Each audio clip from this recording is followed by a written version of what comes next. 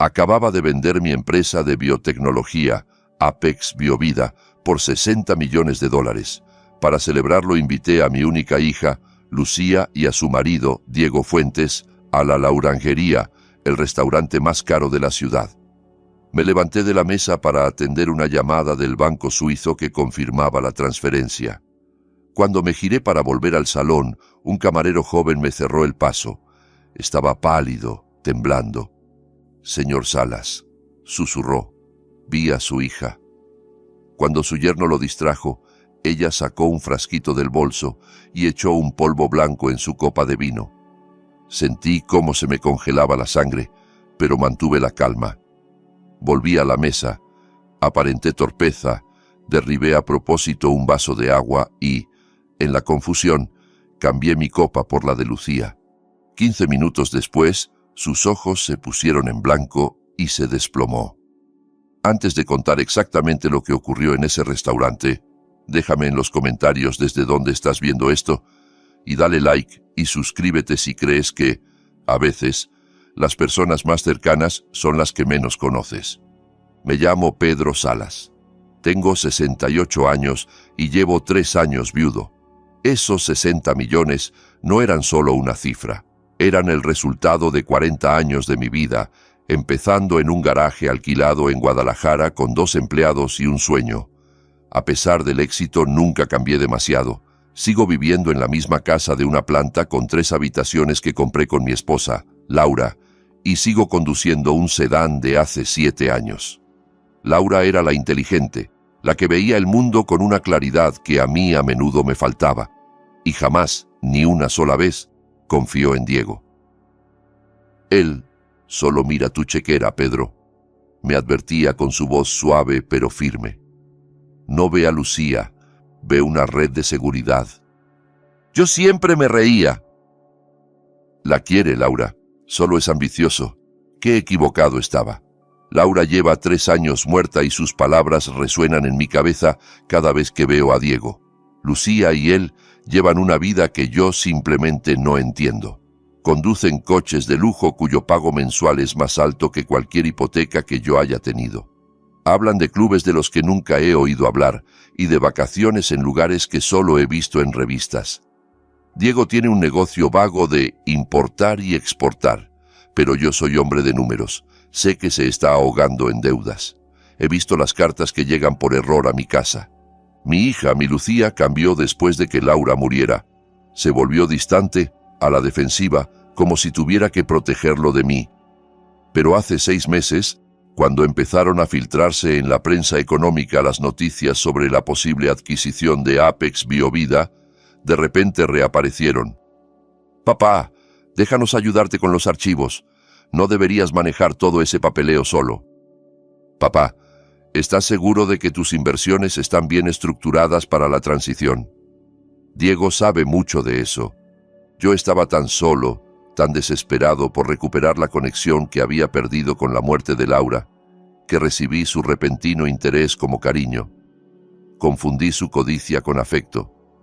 Aquella noche en la Laurangería, ese afecto era asfixiante. El restaurante era un palacio de cristal y manteles blancos. Teníamos la mejor mesa, con vistas a las luces de la ciudad. «Papá, eres una leyenda», dijo Diego alzando su copa de agua de $20. «Por ti, el hombre que lo construyó todo desde la nada». Lucía se sumó con una sonrisa deslumbrante. «Estamos tan orgullosos de ti, papá», pero sus ojos no estaban orgullosos. Estaban hambrientos. Me miraban como si yo fuera un billete de lotería premiado, listos por fin para cobrarlo. «Entonces, papá», dijo Diego inclinándose con ese encanto aceitoso tan familiar, «ahora que la empresa está oficialmente vendida, ¿qué pasa con toda esa infraestructura, las rutas de envío, esos contenedores refrigerados?» Era una pregunta extraña. Yo me dedicaba a la biotecnología. Enviábamos compuestos médicos delicados y muy regulados. No era como mandar zapatillas. «Todo entra en el paquete de la venta», respondí despacio. «La nueva corporación se queda con todos los activos. ¿Por qué lo preguntas?» Él se encogió de hombros y bebió un sorbo de vino. Solo curiosidad. Sería una pena desperdiciar una logística así. En ese momento vibró mi teléfono. En la pantalla apareció Banco Helvético, la confirmación final. Disculpen, tengo que contestar. Mientras me alejaba vi cómo Diego y Lucía se cruzaban una mirada que no supe descifrar, una mezcla de nervios y anticipación. Crucé el vestíbulo de mármol. La llamada fue breve, profesional y definitiva. Señor Salas, confirmamos que los 60 millones de dólares han llegado a su cuenta. Enhorabuena. Colgué. Sentí como el peso de 40 años se levantaba de mis hombros. Estaba libre, podía jubilarme, viajar, por fin vivir. Me giré, y fue entonces cuando vi al camarero joven. Tendría unos 24 años. El uniforme impecable, pero las manos le temblaban tanto que casi no podía sostener la bandeja vacía. Señor Salas, repitió, apenas en un hilo de voz. Me llamo Iván. Lo siento, sé que no debería molestarle, soy nuevo aquí, pero tengo que decirle algo. He dirigido una empresa de millones. Me he enfrentado a adquisiciones hostiles, espionaje corporativo y revueltas de accionistas. Sé leer a la gente. Aquel chico no estaba mintiendo, estaba aterrado. Dime, Iván, pregunté en voz baja. Señor, estaba rellenando jarras de agua en la estación de servicio, justo detrás de su mesa. Su yerno, él, señaló un cuadro enorme al fondo. Le hizo a su hija una pregunta muy alta sobre el cuadro, sobre el artista. Fue raro, sonó ensayado, como si quisiera asegurarse de que usted mirara hacia allí. Noté como el aire se me helaba en los pulmones. Sigue, murmuré. En cuanto los dos giraron la cabeza, su hija... Es muy rápida, señor, rapidísima. Sacó un frasquito de vidrio marrón de su bolso, desenroscó el tapón y volcó un polvo blanco muy fino en su copa de vino. Luego movió la copa una sola vez, la dejó en su sitio y guardó el frasco otra vez en el bolso. Fueron 2, quizá 3 segundos. Un polvo blanco, no un líquido, algo pensado para disolverse y desaparecer. Mi mente empezó a correr. Veneno para matarme allí mismo, en un restaurante lleno, delante de testigos. Demasiado sucio, demasiado rastreable. No, aquello sonaba clínico, diseñado. Miré a Iván directamente a los ojos. Los tenía muy abiertos, llenos de miedo. ¿Estás absolutamente seguro de lo que viste? Tragó saliva y asintió con fuerza. Sí, señor, 100%. Vi el frasco. Lo escondió en la servilleta después, pero la vi guardarlo en el bolso cuando usted se levantó para coger la llamada. Por eso he tenido que pararle. Aquel chico acababa de poner mi vida en mis manos. Metí la mano en la cartera y saqué un fajo de billetes, $500. Iván, dije, dejando el dinero en su mano.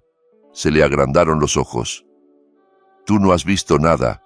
Terminarás tu turno, volverás a casa y no hablarás de esto con nadie. Pero me acabas de salvar la vida. Si algún día tienes problemas o necesitas trabajo, llama a este número. Le di mi tarjeta personal, la que no decía director general por ninguna parte. Señor, yo... Vete, dije con voz firme, y gracias. Desapareció casi corriendo. Me quedé solo en el vestíbulo durante 10 segundos. La rabia era algo físico, un hierro candente en el estómago. Mi propia hija, mi Lucía, mi niña, pero la rabia no mandaba. El que mandaba era el director general. Alisé mi chaqueta, compuse en mi rostro una expresión de ligera distracción. Respiré hondo y regresé a la mesa. Me senté. El olor a trufa, a vieiras selladas y carne carísima me revolvió el estómago. ¿Todo bien, papá?, preguntó Lucía sonriendo con una luz casi cruel. Era la sonrisa de un depredador que cree haber tendido la trampa perfecta. Cosas de trabajo, dije con un gesto ambiguo. Los abogados ya están buscando cabos sueltos en la venta. Cogí mi copa de vino, la suya, ahora, aunque ella no lo sabía. La levanté y la volví a dejar en la mesa. No todavía. Tenía que estar seguro. Recordé de golpe un comentario suyo de la semana anterior. Papá, últimamente estás muy olvidadizo. Te perdiste nuestra reserva de cena del martes. No me la había perdido. Ellos la cancelaron y luego me dijeron que me había confundido de día. Recordé otra frase de Diego, solo 2 días antes. Pedro, te noto confundido. ¿Estás seguro de que puedes manejar todo ese dinero tú solo? Todo encajó. No era veneno, era incapacitación. Aquel polvo no pretendía matarme sino imitar un ictus, provocar una confusión súbita y espantosa, hacerme parecer un anciano que se rompía justo después de asegurar 60 millones. Querían que me declararan incompetente. Necesitaba hacer el cambio. Diego estaba contando una historia interminable sobre una operación de importación de textiles desde Turquía. Lucía lo miraba embobada, como una esposa devota de anuncio. Estaban tan ocupados actuando para mí que en realidad no me miraban. Esperé mi momento. Un camarero, no Iván, otro, se acercó a rellenar nuestras copas de agua. Esa era mi oportunidad. Cuando alargó la mano hacia la copa de Diego, moví el brazo sin querer y le di un codazo a su vaso lleno de agua. ¡Ay, Dios mío!, exclamé. «Pedro, por favor», soltó Diego, saltando hacia atrás mientras el agua helada inundaba el mantel blanco y caía sobre sus pantalones de $1000. Durante 5 segundos hubo caos. Lucía dio un gritito. «¡Papá!». Diego masculló una maldición intentando secarse con la servilleta. El camarero apareció con más servilletas, disculpándose una y otra vez. En esos 5 segundos mis manos se movieron. Fue un gesto simple y fluido, que ya había ensayado mentalmente una docena de veces de camino desde el vestíbulo. Con la derecha aparté mi copa contaminada, con la izquierda, la de Lucía, limpia. Las moví para alejarlas del agua derramada. Cuando las volví a dejar, estaban cambiadas. «Lo siento mucho, Diego», dije, secando el mantel con mi propia servilleta. Supongo que un poco cansado. La edad me está alcanzando». «No pasa nada, papá», dijo él, recuperando la compostura. Cruzó con Lucía una mirada de triunfo. Creían que mi torpeza era el primer síntoma. Pensaban que su plan estaba funcionando. No tenían ni idea. El camarero terminó de limpiar el desastre y se fue. La tensión se difuminó, sustituida por su complaciente anticipación depredadora. Levanté mi copa, la que había sido de Lucía, ahora limpia. «Bueno», dije alzándola, «a pesar de mi torpeza, quiero hacer un brindis». Ellos levantaron las suyas.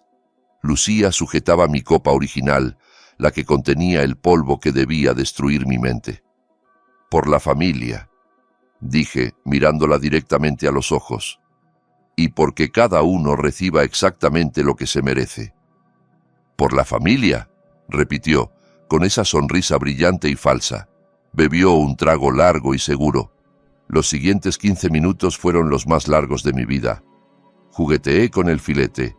Escuché a Diego fanfarronear sobre una expansión europea que, supuse, pensaba financiar con mi dinero, y observé a Lucía. Todo comenzó de repente. Parpadeó varias veces como si quisiera despejar una niebla. «Diego», murmuró, interrumpiéndolo a media frase. «Cariño, las luces están muy brillantes». Diego se rió, molesto por la interrupción. «Estás en la laurangería, amor. Aquí todo brilla. Como decía el mercado de Berlín». «No», dijo ella con una voz más gruesa. Se llevó la mano a la sien. Las palabras empezaron a arrastrarse. Me mareo, Diego. No me encuentro bien». La sonrisa de él se borró. Me miró, luego la miró a ella. «Lucía, deja de hacer el teatro. Solo has tomado una copa de vino». «No estoy fingiendo», intentó gritar ella, pero apenas salió un murmullo.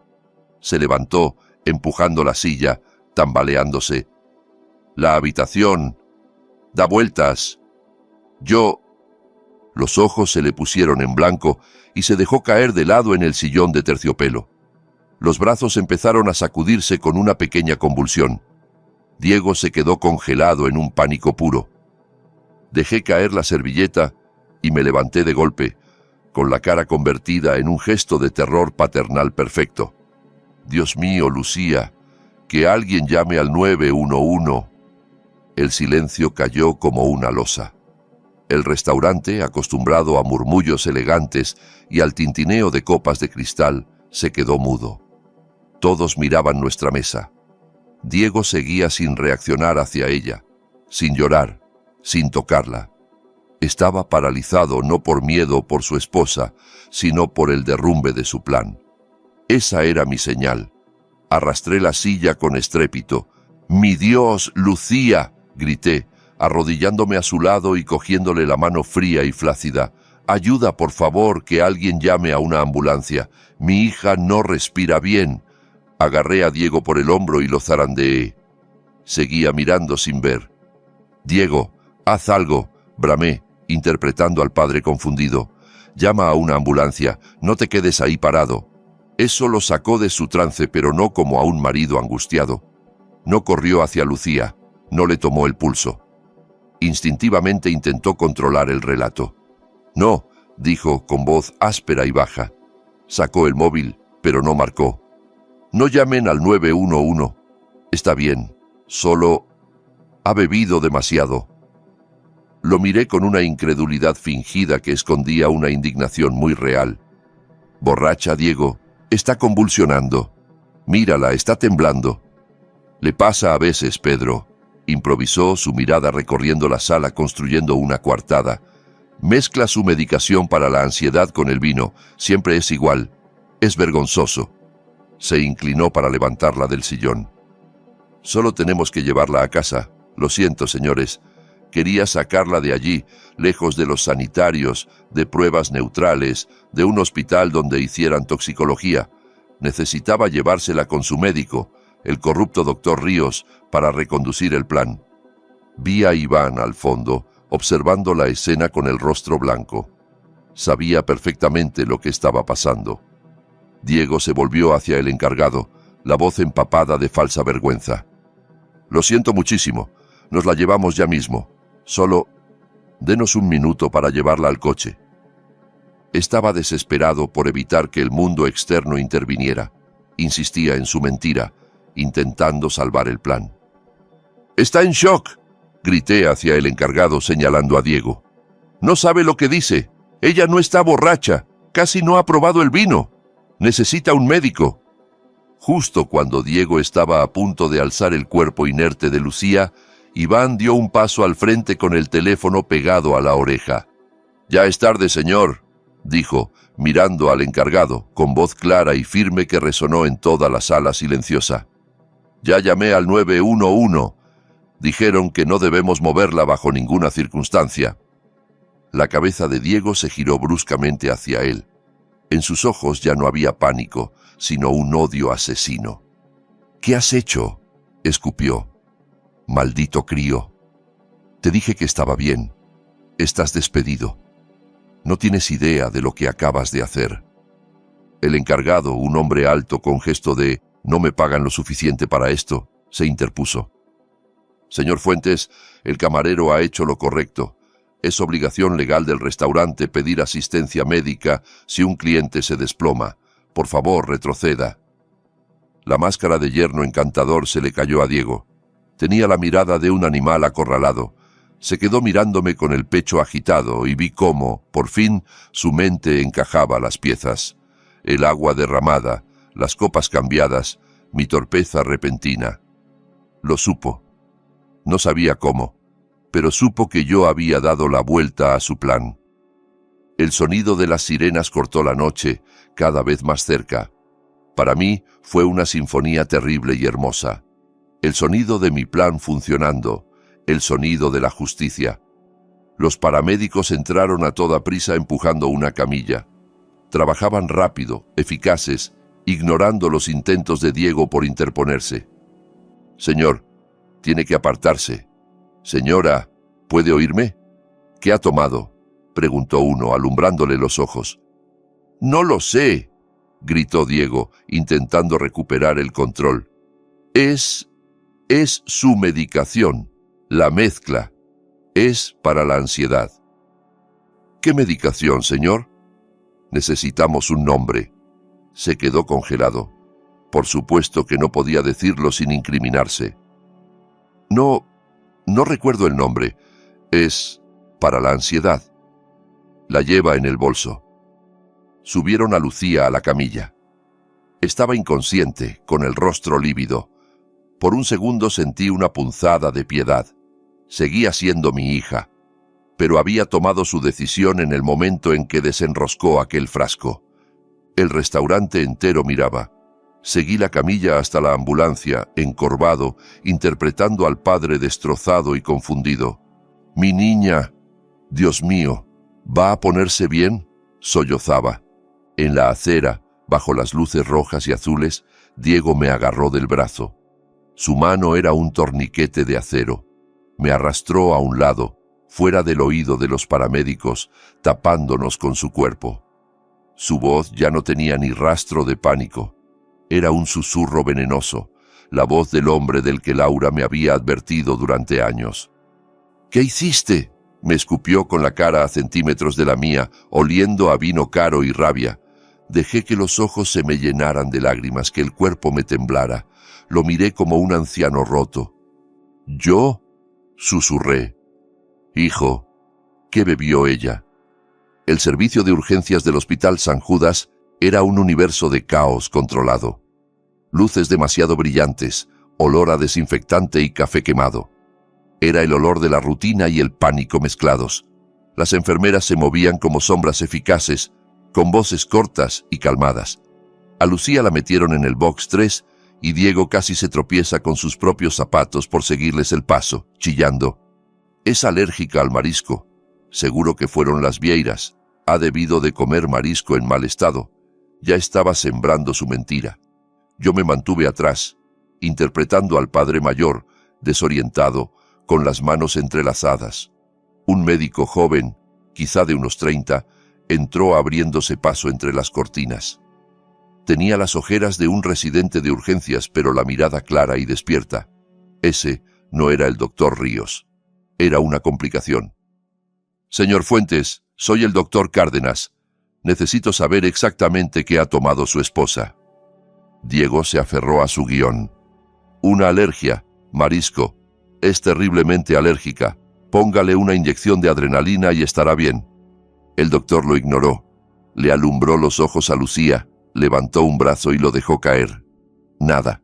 Pellizcó la piel de la mano. Ninguna reacción. «Esta no es una anafilaxia», dijo con voz plana. «Las vías respiratorias están libres. No hay inflamación ni sarpullido. Las pupilas están en punta de alfiler. Esto es una sobredosis grave. Necesita un toxicológico completo». El pánico de Diego dejó de ser actuación. Se plantó delante del médico. «No, soy su marido. Me opongo a esas pruebas. Es una alergia. Está perdiendo el tiempo». La voz se le volvió histérica. Una enfermera levantó la vista, alerta. Estaba actuando como lo que era, un hombre culpable tratando de evitar que nombraran el veneno que él mismo había puesto en juego. «Señor», dijo el doctor sin alzar el tono, «su esposa presenta síntomas neurológicos graves, convulsiones y depresión respiratoria. Si sigue impidiendo que la diagnostique, haré que seguridad lo saque de este box». Me he explicado. Diego se puso morado. Parecía a punto de golpear al médico. Buscó ayuda con la mirada y la clavó en mí. «Papá, dile algo.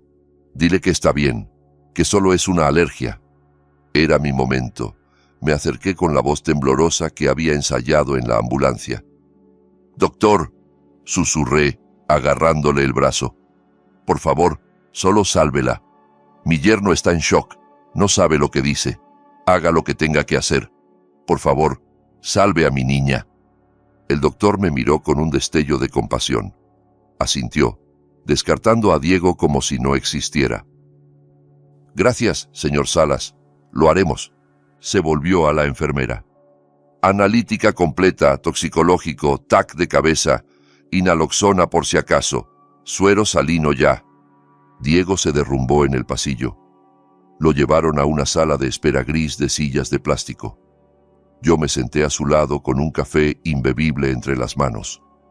Él caminaba de un lado a otro, susurrando por el teléfono, repitiendo una y otra vez el nombre Ríos. Intentaba que su verdadero médico llegara, interceptar los resultados, controlar el relato. Pero ya era tarde. La máquina estaba en marcha. Yo, por fin, pude pensar. Laura tenía razón. Solo mira tu chequera, Pedro. No construye nada. Solo toma lo de los demás. Lo vi claro. Pensé en Lucía, en mi niña lista y luminosa. ¿Cómo había permitido que él la corrompiera hasta convertirla en alguien capaz de verter un fármaco en la copa de su propio padre? La respuesta era sencilla. Dinero. Los 60 millones. Pero el plan era demasiado específico. El fármaco, los síntomas, todo señalaba a algo pensado para simular una demencia súbita. Recordé unos correos de la semana anterior. En el portátil de Lucía había visto un asunto que me llamó la atención. El Plan Salas. Lo tomé por una sorpresa para mi jubilación, sonreí y cerré la ventana.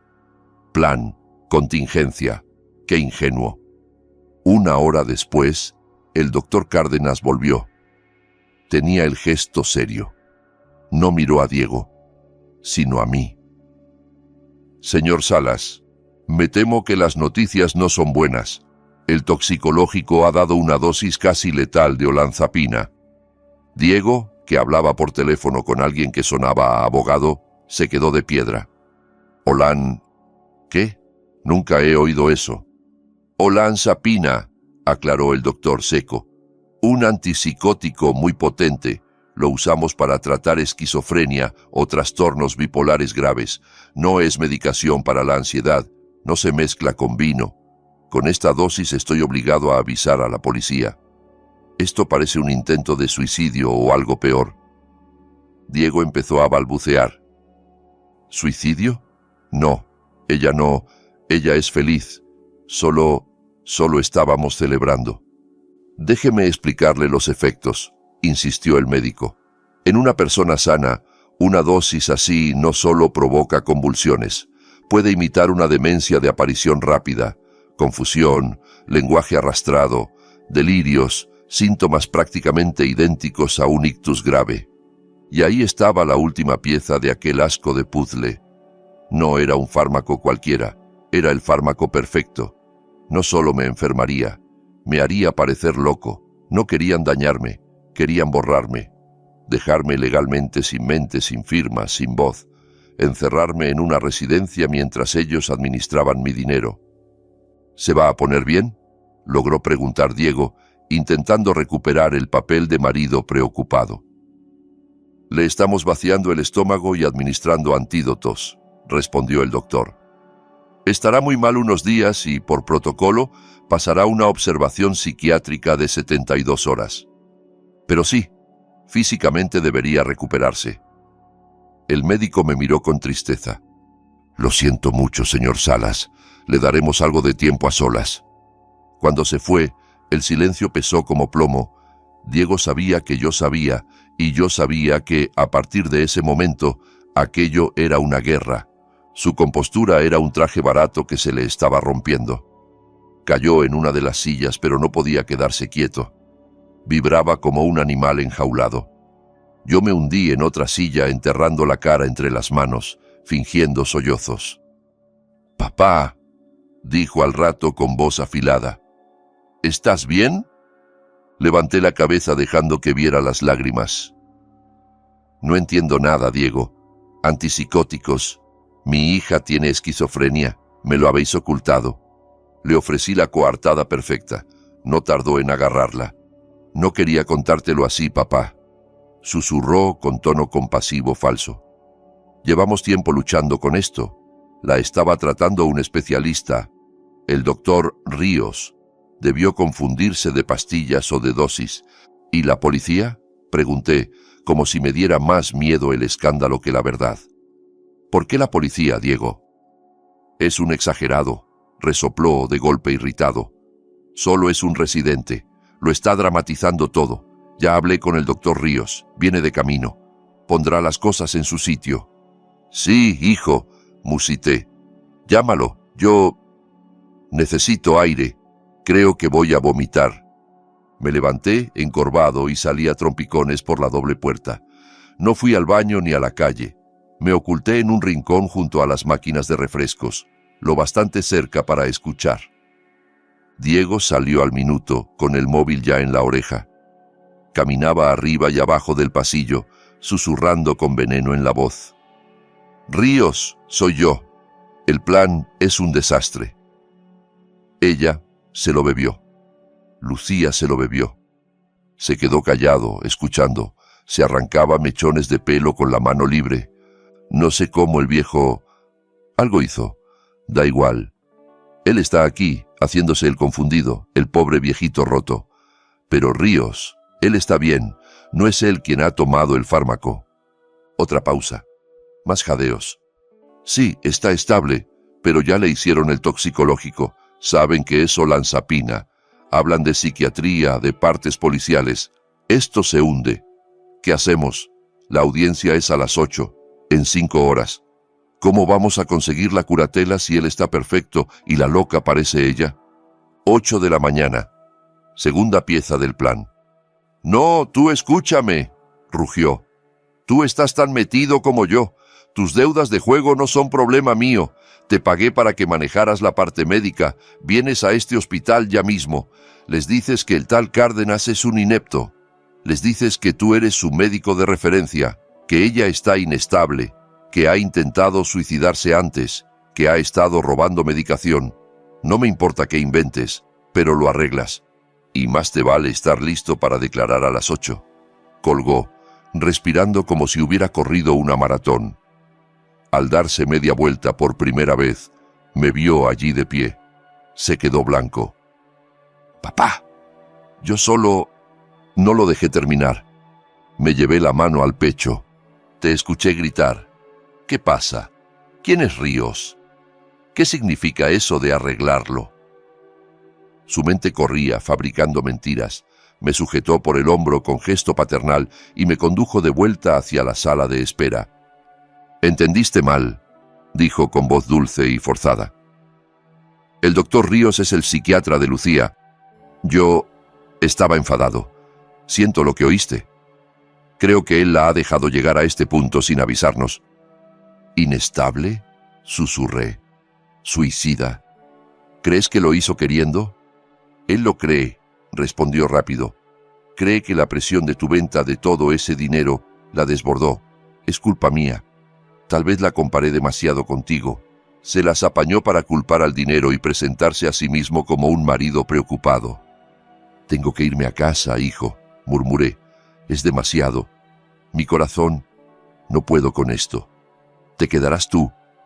Vi el alivio cruzarle el rostro. Lo último que quería era tenerme allí haciendo preguntas. «Claro, papá», dijo, casi empujándome hacia la salida. «Descansa, estás fatal. Yo me encargo de todo con el doctor Ríos. Te llamo en cuanto sepa algo». Salí del hospital tambaleándome, todavía interpretando al anciano debilitado.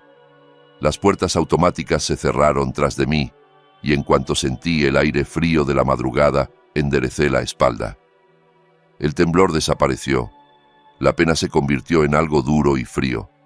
Eran las 3 de la mañana. Tomé un taxi. «Lléveme a la calle Saus 47, dije primero, la casa de Lucía y Diego. Vivían en una mansión nueva que mis 60 millones aún no habían pagado. Sabía dónde guardaban la llave de repuesto, bajo una maceta con un helecho muerto junto a la puerta trasera. Diego se creía ingenioso. Yo pensaba que era flojera. Entré sin encender las luces, el corazón acelerado, no por miedo, sino por adrenalina. Subí directo al despacho. Encendí el portátil de Lucía, sin contraseña. Otra muestra de su arrogancia. Jamás consideraron que yo fuera una amenaza. Abrí el correo. No tuve que buscar mucho. Escribí Ríos en el buscador. Saltó toda una cadena de mensajes entre Lucía, Diego y Dr. A. Ríos. El asunto, Plan Salas. Leí. Cada palabra era un puñal. De Diego a Dr. A. Ríos, asunto, Plan Salas. Ríos se está volviendo un problema. Está haciendo preguntas sobre los envíos. La venta de la empresa es un desastre para nosotros. Hay que adelantar el calendario. Respuesta de Ríos. El riesgo es alto. Para una intervención psiquiátrica forzosa, hace falta un evento disparador. No basta con decir que está confundido. Tiene que estarlo. He recetado la olanzapina con un nombre falso. La dosis recomendada inducirá psicosis aguda y síntomas de ictus en 20 minutos. Correo de Lucía. Lo haré en la cena de celebración. Estará distraído. Confía en mí. En cuanto esté en el hospital, tú te encargas, Ríos. Lo certificas. Diego presenta la petición a primera hora. Tenemos que controlar los activos antes de que empiece la auditoría federal. La auditoría. Tenía razón. No se trataba solo del dinero, sino de lo que podía destapar. El último correo era de un bufete a nombre de Diego y Lucía. Asunto. Adjunto, petición curatela urgente, Pedro Salas. Abrí el PDF. Ahí estaba toda mi vida reducida a párrafos legales. El solicitante, Diego Fuentes, pide curatela urgente sobre su suegro, Pedro Salas, por presentar signos de demencia senil de rápida progresión, paranoia, confusión y mala gestión financiera, respaldado por el testimonio pericial de su médico de cabecera, el doctor Alberto Ríos. La vista estaba fijada para el 4 de noviembre a las 8 en la sala 3B. Hoy. En menos de 5 horas habían planeado que me drogaran, que un médico corrupto me declarara incapaz y que un juez les entregara el control de mis 60 millones. Para las 9 de la mañana yo debía ser un anciano protegido, y ellos los dueños de todo. Miré el reloj de pared. Eran las 3:55. Cerré el portátil. Hoy no, susurré al salón vacío. Ni hoy, ni nunca. Salí de aquella casa a las 4 en punto. Conduje hasta mi vieja casa y luego directo al edificio de oficinas del centro. Ya no era el padre culpable, ni el viudo dolido. Volvía a ser el director general. Cogí el móvil y marqué un número sin dudar. Más vale que sea un tema de seguridad nacional, Pedro, gruñó una voz grave y cascada al contestar. Herrera, dije con tono firme, despierta. Te necesito en el despacho. No por la mañana. Ahora. Hubo una pausa mínima. Voy para allá. El licenciado Héctor Herrera no hace preguntas inútiles. No es abogado de familia, no lleva testamentos ni divorcios. Es un tiburón. Estructuró la venta de Apex Biovida. Aplastó con un contrainterrogatorio una demanda por patentes que pretendía hundirme. Me di cuenta de que era el único hombre capaz de ayudarme. A las 4:30 aparqué en el garaje subterráneo de su torre de oficinas. La ciudad era un fantasma envuelto en niebla. Subí en el ascensor privado hasta el ático. El vestíbulo estaba oscuro, pero las luces del despacho de la esquina ya estaban encendidas como un faro. Herrera, impecable en camisa blanca y corbata, con una cafetera humeante detrás, miraba por la ventana la ciudad dormida. Pedro, dijo sin girarse, tienes cara de haber visto un fantasma. Peor, Héctor, respondí sentándome frente a su enorme escritorio. He visto un monstruo, a dos, y uno de ellos es mi propia hija. Durante media hora le conté todo, sin llorar, sin gritar, como un informe cronológico, frío. Los 60 millones, la cena, el aviso de Iván, el cambio de copas, el desplome, urgencias, el diagnóstico de olanzapina, los intentos de Diego por culpar a una alergia. Él escuchaba con el rostro impasible, los dedos entrelazados, y luego cometió su primer error, concluí. Me dio el nombre de su médico, Ríos. Pensó que yo era un viejo roto y desprevenido, y habló delante de mí. Le repetí la llamada en el pasillo. Ríos, el plan es un desastre. Ella se lo bebió, la vista es a las 8, tienes que arreglarlo. Después le conté lo de la casa, los correos, el plan Salas, la auditoría, la petición de curatela. La máscara de Herrera se agrietó apenas, una sonrisa lenta y helada. Viejo zorro, murmuró. ¿Y lo guardó todo? Todo. Correos, borradores, adjuntos. Magnífico. asintió. Y la audiencia hoy a las 8. En la 3B, confirmé. Bien, iremos, pero no a defenderte. Vamos a atacar. El punto débil es Ríos. Es el vínculo entre el plan de Diego y el delito. Ellos creen que van a un trámite de familia a aplastar a un anciano confuso. No saben que van a su propia ejecución. Marcó un número abreviado. Paredes, soy Herrera. Despierta. Necesito un informe completo sobre un médico. Alberto Ríos. Todo. Cuentas, deudas, sanciones del colegio médico, amantes, multas. Y lo necesito no ahora, sino hace media hora. Colgó. Miró su reloj. Eran las 5:15 y el cielo empezaba a aclarar. La adrenalina inicial empezaba a mezclarse con un cansancio denso, el cansancio de un general en la víspera de una guerra que no buscó. Mientras él tomaba notas, me encontré hablándole de Laura, de cómo, desde la primera cena con Diego, ella lo vio. «No ve a Lucía», me dijo aquella noche con el libro cerrado en el regazo. «Ve tu apellido, ve Apex Biovida». Yo la acusé de cínica. Años después, cuando él perdió una inversión de $20,000 y Lucía vino a pedirme ayuda llorando, escribí el cheque sin pensarlo. Aquella noche, Laura estaba furiosa, no conmigo, con él. «Es un parásito, Pedro», me dijo, «y le está enseñando a nuestra hija a hacerlo también». Tuvimos la discusión más fuerte de nuestra vida. Yo la acusé de estar celosa de la felicidad de Lucía. Ella nunca volvió a tocar el tema. 3 años después, estaba muerta, y Diego, apenas 2 semanas después del funeral, me pidió que le avalara un coche nuevo por Lucía. También lo hice, y ahora allí estábamos. Herrera no me dio palmaditas ni discursos sobre el duelo. Empezó como simple codicia, dijo, pero esto, drogarte, un médico corrupto, una vista urgente, esto es desesperación. $300,000 para un doctor son una palanca enorme. Ese hombre debe estar enterrado en deudas. En ese momento sonó el teléfono privado del despacho. Herrera contestó de inmediato. «Habla Paredes. ¿Qué tienes?» Escuchó, tomó notas. «¿Dónde? ¿Cuánto? ¿Seguro? Bien, envíalo cifrado ya». Colgó y me miró. «Es peor de lo que pensábamos», dijo. «Nuestro investigador ha rastreado las finanzas de Ríos. No solo tiene deudas. Ha acumulado $310,000 en apuestas deportivas con una casa de apuestas offshore. Y atención, ¿de quién depende esa casa? De una sociedad pantalla registrada a nombre de DF Imports, Diego Fuentes Imports. Diego no solo le debe dinero», susurré. «Lo posee». «Exacto. No es un cómplice. Es un títere». Herrera cerró el maletín. «Son las 6:15, vámonos. Tenemos una audiencia». A las 6 en punto sonó mi móvil. El nombre de Diego apareció en la pantalla, con una foto sonriente de una barbacoa de otro tiempo. Herrera me hizo un gesto. «Altavoz», ordenó. «Y recuerda quién eres, un viejo asustado que acaba de ver a su hija desplomarse». Contesté, modulando la voz para que temblara. «¿Diego? Papá, gracias a Dios.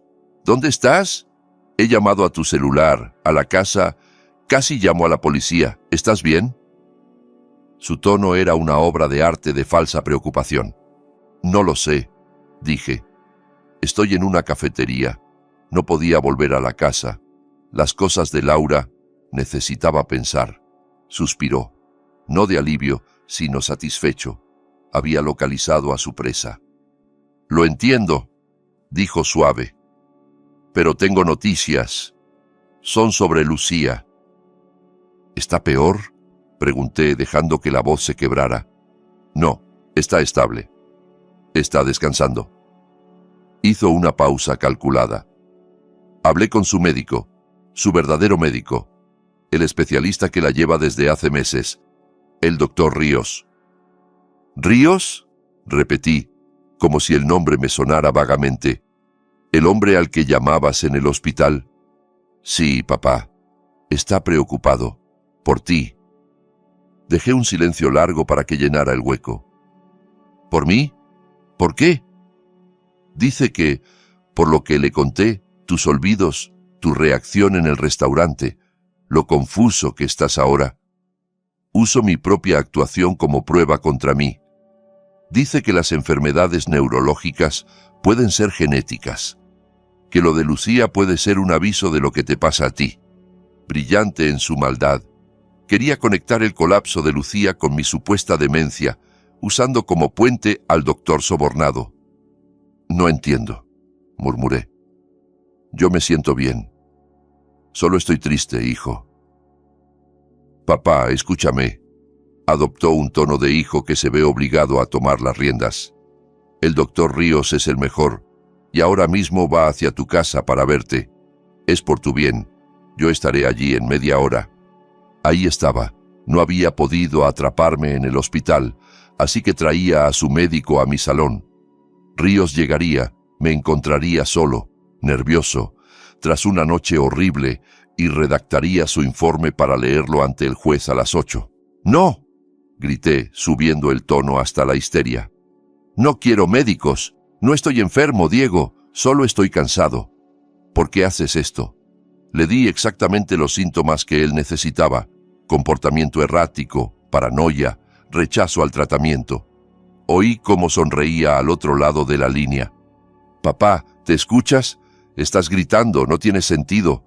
Es justo lo que el doctor decía. Por favor, solo ve a casa, deja que te vea. Hazlo por Lucía». Solté un sollozo largo, ahogado. «Está bien. Sí, necesito ayuda. Iré a casa». Colgué. El silencio volvió al despacho de Herrera. Él no se movió, con una sonrisa fina clavada en los labios. «Es buen mentiroso», dije, con mi voz real, firme de nuevo. «Es un mentiroso desesperado», corrigió Herrera cerrando el maletín. «Acaba de confirmar su plan. Envía a su testigo estrella a tu casa a fabricar pruebas para una audiencia que él cree que tú ignoras». Miró el reloj, las 6:45. «Él cree que te tiene acorralado en tu salón. Nosotros», abrió la puerta, «nosotros iremos al juzgado, a la 3B, y llegaremos pronto». El Palacio de Justicia olía a café recalentado y cera vieja. No era mi mundo de salas de juntas y contratos internacionales. Era el mundo de pleitos familiares y traiciones pequeñas. Me daba asco.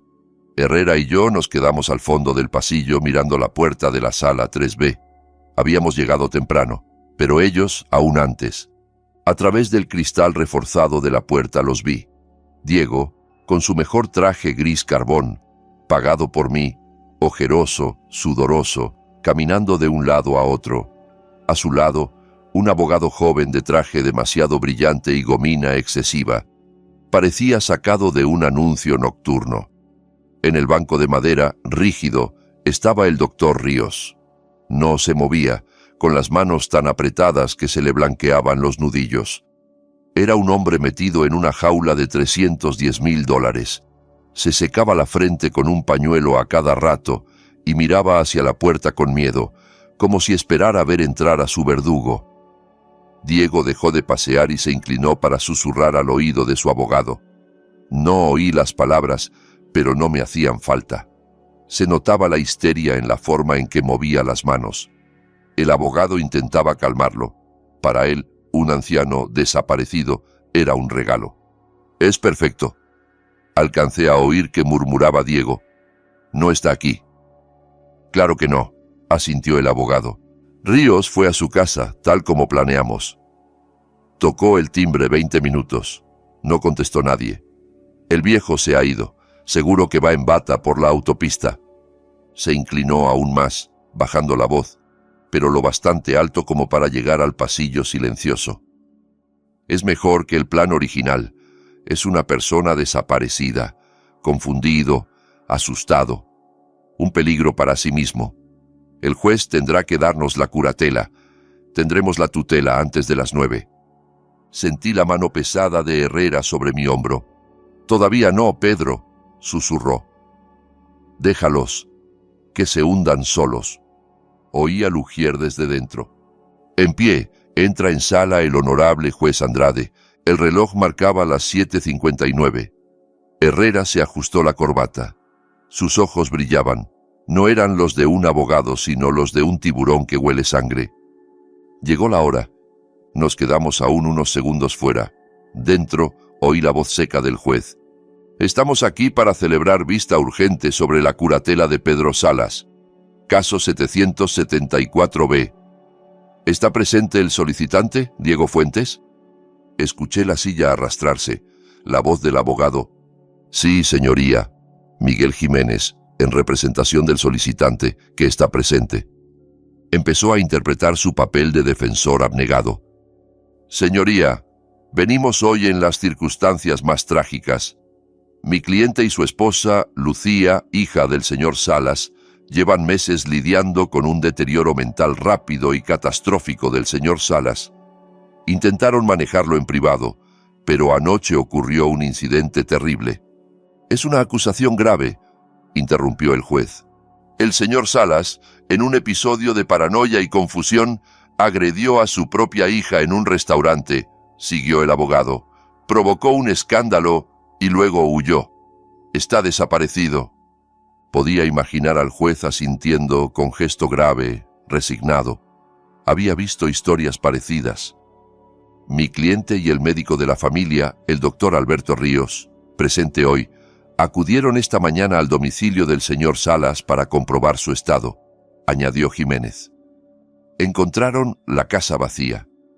El señor Salas ha desaparecido con acceso a 60 millones de dólares, sin capacidad para gestionarlos. Es un peligro para sí mismo. Pedimos respetuosamente la curatela urgente para protegerlo y preservar su patrimonio. Siguió un silencio denso. El juez carraspeó. Dado el patrimonio y la desaparición, Herrera empujó la puerta sin llamar.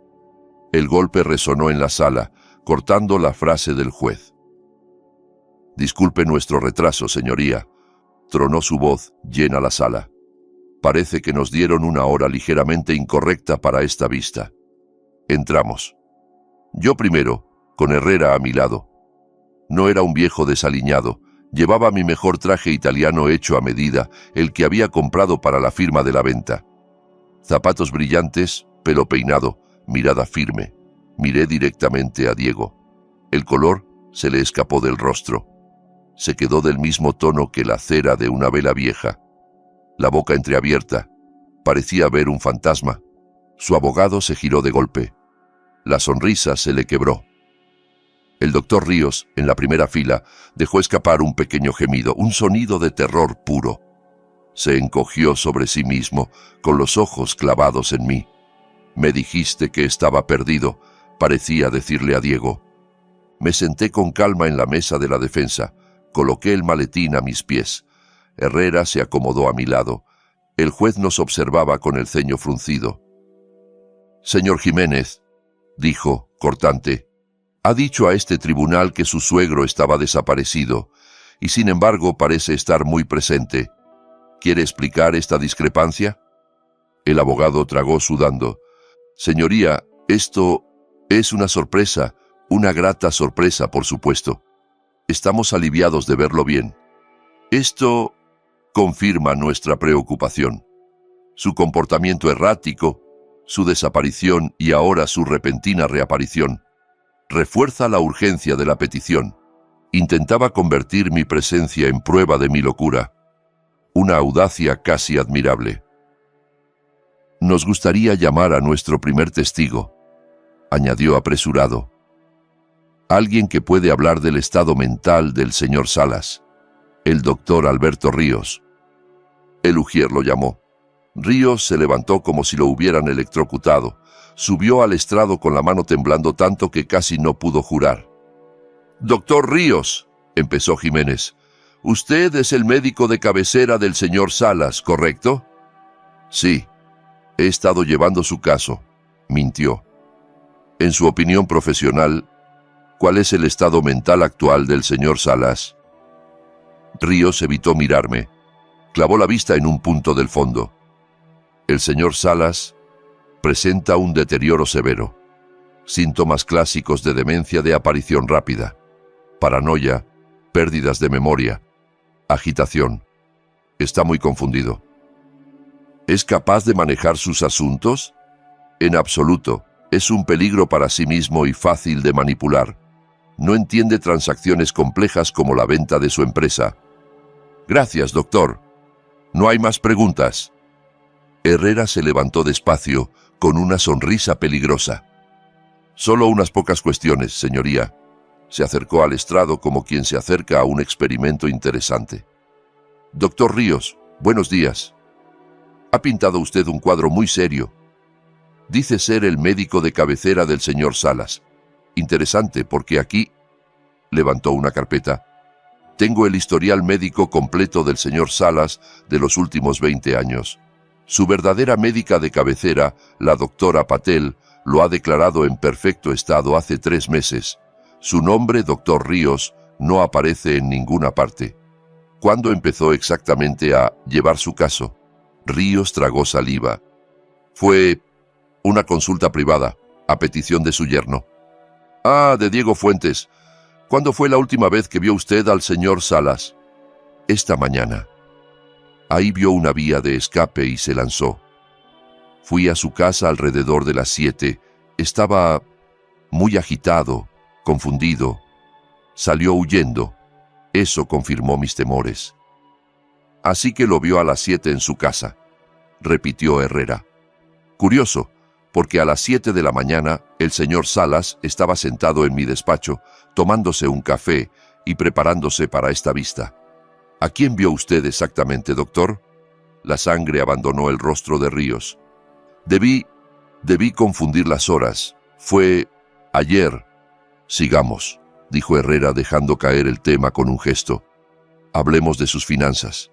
Se ha mostrado usted muy preocupado por las del señor Salas. ¿Y las suyas? Objeción, señoría. Irrelevante, saltó Jiménez. Totalmente relevante, replicó Herrera. Afecta al móvil de este testigo. Denegada. Responda, doctor, ordenó el juez. Herrera colocó un documento ampliado en un caballete. ¿Reconoce esta cuenta, doctor? Es de un banco en las Islas Caimán. A su nombre. Eso es privado. Ya no, sonrió Herrera. Aquí vemos ingresos periódicos procedentes de una sociedad llamada DF Imports. ¿Le suena, doctor? Permítame ayudarle. DF Imports es una pantalla propiedad de Diego Fuentes, el yerno del señor Salas. Durante 6 meses usted ha recibido pagos de esa empresa en esta cuenta secreta. Total, $310,000. La sala contuvo el aliento. Mi investigador también ha rastreado el destino de ese dinero, continuó Herrera. Esta cuenta está vinculada a casas de apuestas deportivas online. ¿Es cierto, doctor, que mantiene deudas por más de $300,000 con la casa de apuestas de la que Diego es dueño en la sombra? Ríos se rompió. No fue un derrumbe lento, sino una explosión. «¡Me tenía cogido!», gritó entre sollozos. «Compró mi deuda. Dijo que me destruiría, que me denunciaría al colegio médico. Me dijo que el viejo ya estaba confundido, que sería fácil. Solo necesitaba un informe para proteger a su familia. Me dio el frasco. Me dijo qué decir. Fue él. Él lo planificó todo. Me obligó». Se desplomó sobre el estrado, llorando. El juez lo miraba horrorizado. El taquígrafo casi no daba abasto. Jiménez se dejó caer en su silla, sabiendo que su carrera se estaba yendo por el desagüe. Diego, en cambio, se levantó como poseído. «¡Miente!», bramó, señalándome. «El loco es él. Él intentó matar a su propia hija. Es violento, senil. Arréstenlo». El juez mandó callar a gritos. «¡Basta! ¡Orden en la sala!». Cuando se hizo silencio, me miró. «Señor Salas, ha escuchado usted acusaciones extraordinarias. La petición lo pinta incapaz. El testigo admite que fue sobornado. Su yerno lo acusa de intento de homicidio. ¿Tiene algo que decir?».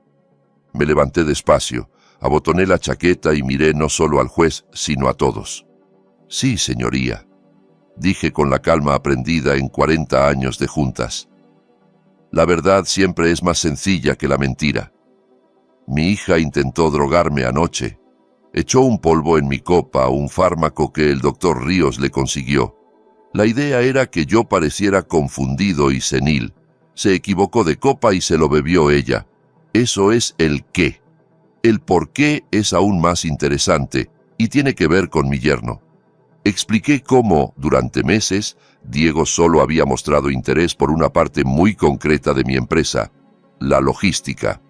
Mis contenedores refrigerados, las rutas rápidas y auditadas por las autoridades. Pensé que solo intentaba impresionarme, proseguí. Me equivocaba. Los hechos y una investigación privada muestran que ha estado usando esos canales, la reputación limpia de mi empresa, para introducir sus propios productos ilegales en el país. La venta de Apex Biovida a una farmacéutica extranjera por 60 millones no era su oportunidad, era su condena. Miré al juez y luego a Diego, que ya estaba gris. La operación desencadena una auditoría federal exhaustiva de los últimos 5 años, cada envío, cada contenedor. Diego sabía que lo iban a descubrir, por eso necesitaba apresurar el plan Salas, drogarme, que su médico me declarara incapaz, lograr la curatela antes de que empezara la auditoría y huir con mis 60 millones, dejando a mi hija como chivo expiatorio. Diego estalló, lanzó un rugido animal y se abalanzó sobre mí, trepando por encima de la mesa. No llegó. 2 hombres del fondo, con trajes discretos y postura demasiado recta para ser funcionarios de juzgado, se levantaron en un mismo movimiento. Lo interceptaron en el aire y lo estamparon contra el suelo. «¡Lo mataré! ¡Te mataré!», vociferaba, mientras uno de ellos le esposaba las muñecas. El otro se puso en pie, mostró una placa. «Agente especial Dávila, FBI», dijo, como quien lee el menú. El licenciado Herrera nos avisó a las 6:30. «Estamos aquí por la auditoría». Se giró hacia Diego. «Diego Fuentes queda detenido por conspiración para cometer fraude, contrabando interestatal y soborno a un funcionario médico. Tiene derecho a guardar silencio». Yo solo lo observé marcharse, arrastrado, convertido en un animal rabioso esposado. Miré a Ríos, encogido de vergüenza, y a Herrera, que ya guardaba sus papeles. La guerra había terminado, había ganado, pero no estaba en paz. Faltaba algo. No era el dinero, ni la victoria legal. Era Lucía. Horas más tarde entré en la planta de psiquiatría del Hospital San Judas. Había un policía en la puerta de su habitación. Me dejó pasar. Lucía estaba sentada en la cama, con la luz dura de la tarde marcando las ojeras. Tenía el suero en el brazo, la tele encendida con el volumen bajo. En la pantalla salían imágenes de Diego esposado saliendo del juzgado, la voz de la presentadora hablando de escándalo de contrabando y curatela fraudulenta. Las lágrimas le corrían silenciosas por la cara. Al verme, se incorporó un poco. «Papá», susurró. Me desperté y vi eso. ¿Qué le hicieron a Diego? Todavía mentía. Incluso en ese momento, su primer impulso fue hacerse la víctima. Yo no levanté la voz. Me acerqué a la ventana y miré la ciudad. «Lo detuvieron, Lucía», dije sin dramatismo. «Contrabando, fraude». «No sabía nada», sollozó. «Te lo juro. Pensé...». Me giré y la miré bien. Vi el parecido con su madre y también algo más duro que nunca quise admitir.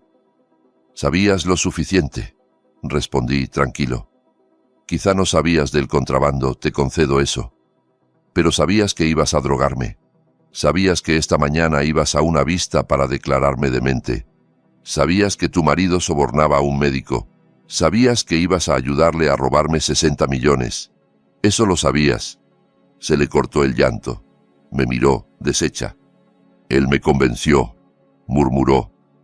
«Dijo que estabas perdiendo la cabeza, que podías arruinarlo todo, que era la única forma de protegerte». «¿Y le creíste a él antes que a mí?», pregunté.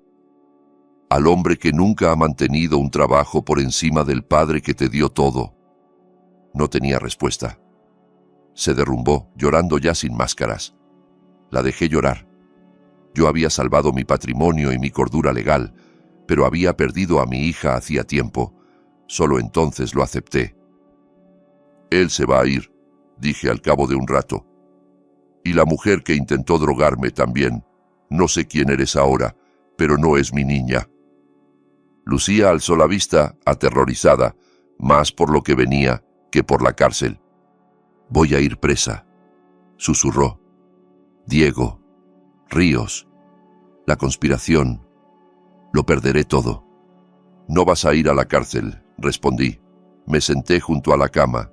Ya no era el padre culpable, sino el arquitecto de la operación de 60 millones. Voy a usar mi dinero para arreglar esto. Todo. Contrataré al mejor equipo de abogados del país. Dirán que fuiste víctima de coerción, manipulada por un marido abusivo, que sufriste una ruptura temporal. Te mantendrán fuera de prisión. Vi cómo se encendía una chispa de esperanza en sus ojos. «Papá, gracias, yo...» Pero la palabra cortó el aire. «El dinero está ahora en un fideicomiso. Mi fideicomiso. Yo soy el único administrador. No verás un centavo. No tendrás tarjeta ni coche. Los abogados y los médicos los pagaré directamente. No heredarás nada hasta que seas otra persona, y solo yo decidiré cuándo. Hasta entonces, no tendrás nada». «¿Y cómo viviré?», balbuceó. «¿Cómo comeré?». «Trabajando», respondí casi con suavidad. «Tendrás un trabajo por primera vez, salario mínimo. Aprenderás lo que vale ganarse un billete. Y ya he encontrado a tu jefe. Vendrá a buscarte cuando te den el alta». «¿Quién?», no hizo falta contestar. 6 meses después, estaba en mi misma casa de siempre. El sol de la tarde entraba por las ventanas, iluminando el polvo en el aire. Yo leía en el sillón de Laura. Por fin, en calma, sonó el timbre. Abrí. Era Iván, el antiguo camarero de la laurangería. Ya no llevaba uniforme de restaurante, sino un traje sencillo pero elegante y un maletín de cuero. Ahora era mi responsable de finanzas personales, con un sueldo de 6 cifras bien ganado. «Señor Salas», saludó entrando. «¿Cómo va todo, Iván?», pregunté sirviendo café en la cocina. «Los mercados estables», dijo abriendo el maletín sobre la mesa. «El fondo de la fundación está creciendo y traigo el primer informe del albergue». El albergue. El proyecto al que destinamos los primeros 5 millones, un lugar para quienes no tenían a dónde ir. «¿Y bien?», pregunté. Iván revisó sus papeles. Lucía Salas completó su primera semana de trabajo. Turno de noche. Su supervisora dice que fue obediente, aunque lenta. «Lenta está bien», respondí, «mientras sea minuciosa». «Lo fue», confirmó Iván con una media sonrisa. La asignaron a saneamiento este primer mes. Limpió todos los baños de las 3 salas a la perfección.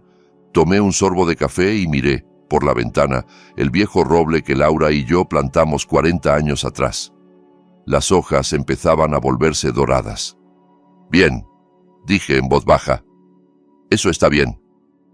Me volví hacia Iván. «Muy bien, hijo. Ahora hablemos de las proyecciones trimestrales. Por primera vez en mucho tiempo estaba en paz. Esta historia es una lección brutal de cómo la codicia y el sentimiento de derecho pueden cegar por completo a las personas. Lucía y Diego estaban tan obsesionados con los 60 millones que subestimaron al hombre que los había ganado. Vieron a un padre frágil y olvidadizo, no al director general que siempre iba 10 pasos por delante. Demuestra que la verdadera fuerza no está en el lujo que exhibes, sino en la resolución silenciosa y calculada que mantienes. Al final, deja claro que las acciones tienen consecuencias que te cambian la vida para siempre, y que, a veces, el único camino hacia la redención pasa por perderlo todo para aprender el valor de la integridad. Tú, en el lugar de Pedro, ¿qué habrías hecho? ¿Fue justa su decisión final? Si te gustó la historia, por favor, no olvides darle like y suscribirte a nuestro canal Relatos de Herald. Nos vemos en el próximo relato. Que Dios los bendiga.